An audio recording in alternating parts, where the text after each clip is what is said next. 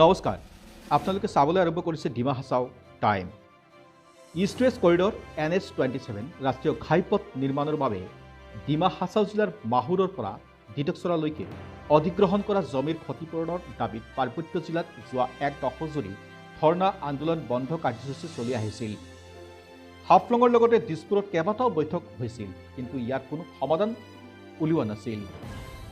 ৰাষ্ট্ৰীয় ঘাইপথ প্ৰাধিকৰণ কৰ্তৃপক্ষৰ উপৰি ডিমা হাছাও জিলা প্ৰশাসনৰ সৈতে ঘনে ঘনে ক্ষতিগ্ৰস্ত পৰিয়াল তথা বিভিন্ন দল সংগঠনত বৈঠক অনুষ্ঠিত হ'লেও বাস্তৱত ঘাইপথৰ বাবে ক্ষতিগ্ৰস্ত হোৱা ৰাইজে নিজৰ প্ৰাপ্য আদায়ত এক প্ৰকাৰ ব্যৰ্থ হৈছিল। অৱশ্যে ভূমিহীন পৰিয়ালক ন্যায় দিয়াৰ বাবেই ছাত্ৰ সংগঠন ইণ্ডিজিনিয়াছ ষ্টুডেণ্ট ফৰামে ৰাইজৰ হৈ দীৰ্ঘদিনৰ পৰা আন্দোলন অব্যাহত ৰাখে। পাছত মুখ্যমন্ত্ৰী ডক্টৰ হিমন্ত বিশ্ব শৰ্মাৰ উপস্থিতিত দিছপুৰত অনুষ্ঠিত বৈঠকৰ পাছত এইবাৰ চৰকাৰে জমিৰ ক্ষতিপূৰণ মোকলাই দিয়াৰ বাবে সাজু হৈছে। আজি উপৰোক্ত ইছ্যুত হাফলং জিলা পুথিভঁৰাল প্ৰেক্ষাগৃহত ডিমা হাছাও জিলা প্ৰশাসন, পাৰ্বত্য সাহিত্য পৰিষদ, ৰাষ্ট্ৰীয় ৰাজমাৰ্গ প্ৰাধিকৰণ কৰ্তৃপক্ষৰ লগতে ছাত্ৰ সংগঠন ইণ্ডিজিনাছ ষ্টুডেণ্ট ফৰাম আৰু ক্ষতিগ্ৰস্ত পৰিয়ালৰ প্ৰতিনিধিৰ মাজত এক গুৰুত্বপূৰ্ণ আলোচনা অনুষ্ঠিত হয়। আলোচনাত সিদ্ধান্ত হয় যে নতুনকৈ ক্ষতিগ্ৰস্ত জমিৰ পুনৰ জৰীপ কৰা হ'ব।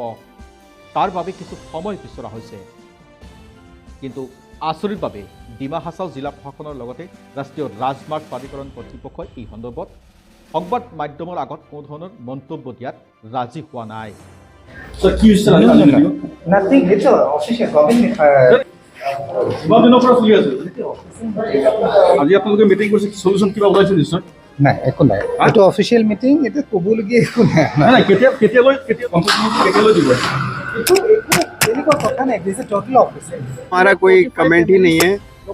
हाँ, इसमें हमारा कोई कमेंट नहीं है। डीसी साहब ही बोले, कमेंट नहीं कर रहे, क्योंकि देखिए हम कोई पब्लिक के लिए, मीडिया के लिए बोलने के अलाउ है नहीं। मीटिंग में क्या हुआ है वो बताइए ना। मीटिंग में क्या हुआ? Thank you. आप लोग मीटिंग में क्या हुआ है? Thank you. आज मीटिंग में क्या हुआ है? मीटिंग में हम लोग, आप लोग भी थे, हमें नहीं पता। चलिए, हम लोग नहीं बोल सकते पब्लिकली ना, आप डीसी साहब से करो बात। অৱশ্যে ছাত্ৰ সংগঠন ইণ্ডিজিনাছ ষ্টুডেণ্ট ফৰামৰ সভাপতি ডেভিড কেৱমে নিজৰ মন্তব্য এইদৰে দাঙি ধৰে।